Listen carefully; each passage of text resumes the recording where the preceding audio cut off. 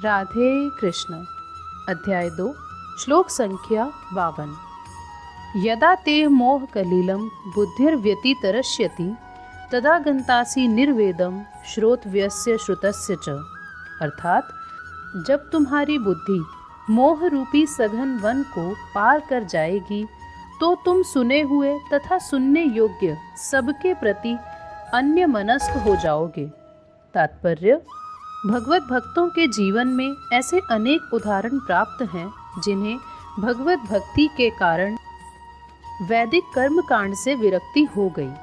जब मनुष्य श्री कृष्ण को तथा उनके साथ अपने संबंध को वास्तविक रूप में समझ लेता है तो वह सकाम कर्मों के अनुष्ठानों के प्रति पूर्णतया अन्य मनस्क हो जाता है, भले ही वह अनुभवी ब्राह्मण क्यों न हो।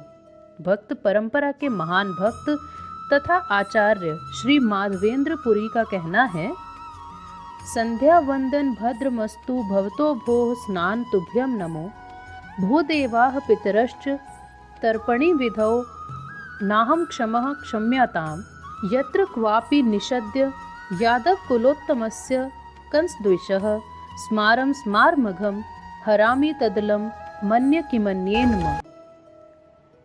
अर्थात, हे मेरी त्रिकाल प्रार्थनाओं तुम्हारी जय हो। हे स्नान, तुम्हें प्रणाम है। हे देव पितृगण, अब मैं आप लोगों के लिए तर्पण करने में असमर्थ हूँ। अब तो जहाँ भी बैठता हूँ यादव कुलवंशी कंस के हंता श्री कृष्ण का ही स्मरण करता हूँ और इस तरह मैं अपने पापमय बंधन से मुक्त हो सकता हूँ।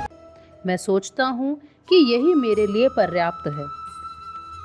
वैदिक रस्में तथा अनुष्ठान यथा त्रिकाल संध्या, प्रातःकालीन स्नान, पितृ तर्पण आदि नव दीक्षितों के लिए अनिवार्य हैं, किंतु जब कोई पूर्णतया कृष्ण भावना भावित हो तथा कृष्ण की दिव्य प्रेमा भक्ति में लगा हो तो वह इन विधि विधानों के प्रति उदासीन हो जाता है, क्योंकि उसे पहले ही सिद्धि प्राप्त हो चुकी होती है।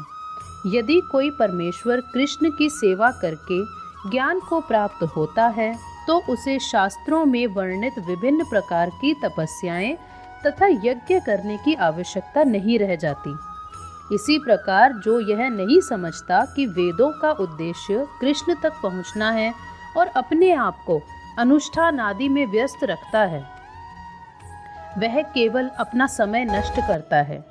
कृष्ण भावना भावित व्यक्ति शब्द ब्रह्म की सीमा या वेदों तथा उपनिषदों की परिधि को भी लांघ जाते हैं। राधे कृष्ण।